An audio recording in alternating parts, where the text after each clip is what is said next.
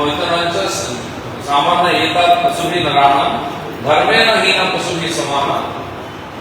তো এরকম বলা হয়েছে যে পশু আর মানুষের মধ্যে পার্থক্য কি আছে। তো বলা হয়েছে যে আহার নিদ্রা ভয় আর মৈথুন, আহার নিদ্রা ভয় মৈথুন অঞ্চল এই পশুর মধ্যেও আছে, মানুষের মধ্যে আছে।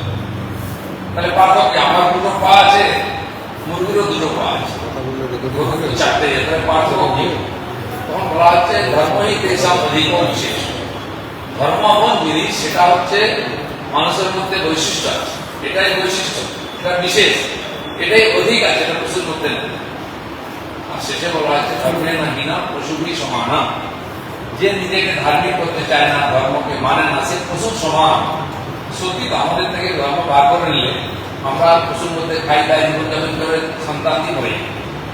আর ধর্ম মানে এই নয় যে রোজ দুয়ালা সন্ধ্যা দেওয়া, তিলক লাগানো, টিকি রেখে পয়সা রাখা, নীতি নৈতিকতা, পরোপকার, সত্য বলা, জীবনের মধ্যে সততা, ন্যায়, নিষ্ঠা। ঠাকুর কিন্তু ধর্মের তার বক্তব্যে এটাই বলেছে।